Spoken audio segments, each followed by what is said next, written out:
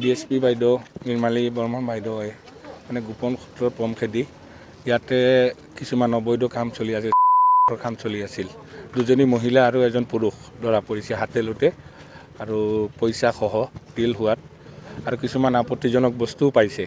গতিকে আমি বৰ লাজ পাইছোঁ নীলবাগান এইখন আমাৰ নীলবাগান অঞ্চলত যে এনেকুৱা বস্তু হৈ আছে আৰু এই মহিলাসকল ইয়াৰ লোকেল নহয়, এয়া আমাৰ নীলবাগানৰ নহয়, বাহিৰৰ পৰা অহা মহিলা আৰু মতাজনো বাহিৰৰ পৰা অহা কম পইচাত ভাড়া ৰুম লৈ এইবোৰ কাম চলি আছে আৰু এই ভাড়াঘৰখন আমাৰ স্থানীয় কোনো মানুহৰ নহয়, বেলেগ এজন তেনেকুৱা ধৰণৰ এজন অস্থায়ী মানুহৰ ঘৰ আৰু তাতে এইবোৰ কাম চলি আছে।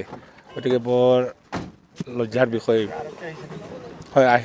আমাৰ ডিএছপি বাইদেউ নিৰ্মালী বৰ্মন বাইদেউ আৰু আমাৰ মুৰাজাত থানাৰ তেখেতসকলৰ নেতৃত্বত এটা চলিছিল, তাতে ধৰা পৰিছে দুজন।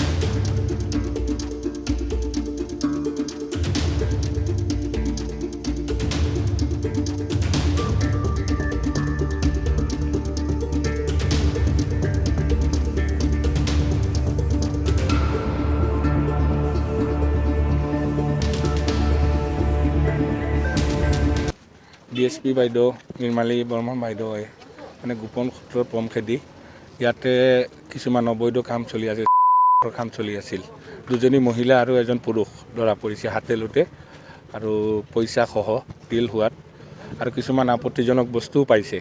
গতিকে আমি বৰ লাজ পাইছোঁ নীলবাগান এইখন আমাৰ নীলবাগান অঞ্চলত যে এনেকুৱা বস্তু হৈ আছে আৰু এই মহিলাসকল ইয়াৰ লোকেল নহয়, এয়া আমাৰ নীলবাগানৰ নহয়, বাহিৰৰ পৰা অহা মহিলা আৰু মতাজনো বাহিৰৰ পৰা অহা কম পইচাত ভাড়া ৰুম লৈ এইবোৰ কাম চলি আছে আৰু এই ভাড়াঘৰখন আমাৰ স্থানীয় কোনো মানুহৰ নহয়, বেলেগ এজন তেনেকুৱা ধৰণৰ এজন অস্থায়ী মানুহৰ ঘৰ আৰু তাতে এইবোৰ কাম চলি আছে।